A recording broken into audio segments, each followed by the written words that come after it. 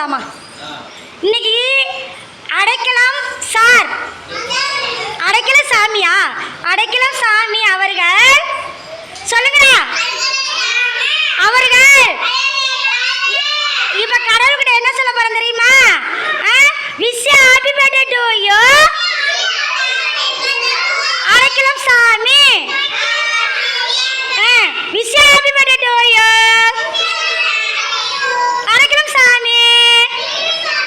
பல்லாண்டு பல்லாண்டு பல கோடி நூறாண்டு நோய் நொடி இல்லாம சீரும் சிறப்போடு பேரும் புகழோடு நல்ல செல்வாக்கோடு